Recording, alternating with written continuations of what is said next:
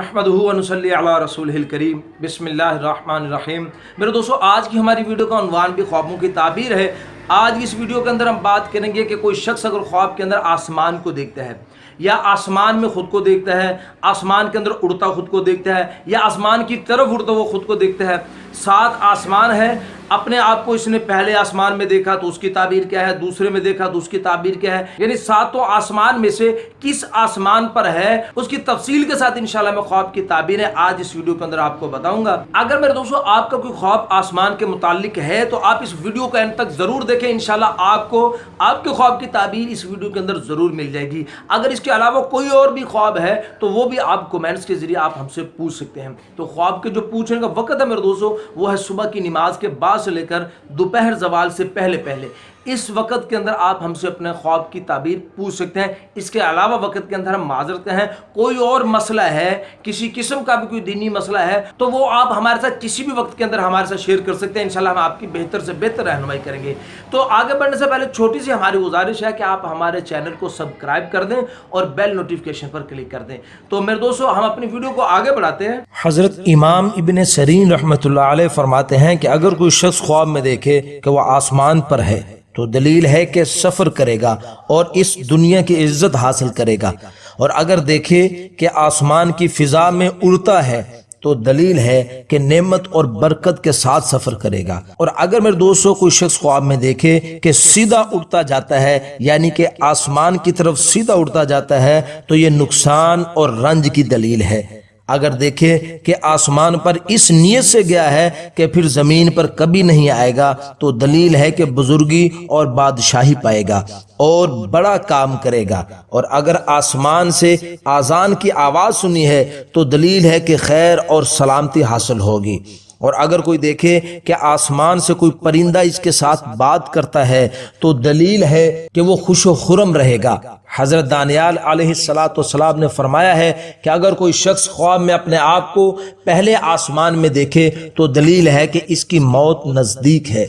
और अगर कोई शख्स दूसरे आसमान में अपने आप को देखता है तो दलील है कि इल्म और दानिश हासिल करेगा। और अगर कोई अपने आप को तीसरे आसमान में देखे तो दलील है कि दुनिया में इज्जत और बुलंदी पाएगा।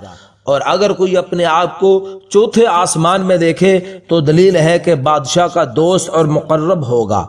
और अगर कोई शख्स अपने आप को पांचवें आसमान में देखे तो दलील है कि हैबत और खौफ पाएगा। और अगर अपने आप को छठे आसमान में देखे तो दलील है कि बख्तो दौलत और नेकी हासिल होगी। और अगर कोई ख्वाब में देखे कि फरिश्ते आसमान से उतरकर उसके पास से गुजरते हैं तो दलील है कि इस पर इल्म और हिकमत के दरवाजे खुल जाएंगे। हज़रत इब्राहीम करमानी रहमतुल्लाह अलैह फरमाते हैं कि अगर कोई ख्वाब में देखे कि वह आसमान पर इमारत बनाता है जिस तरह के जमीन पर इमारतें बनाई जाती हैं तो दलील है कि इसकी मौत करीब है।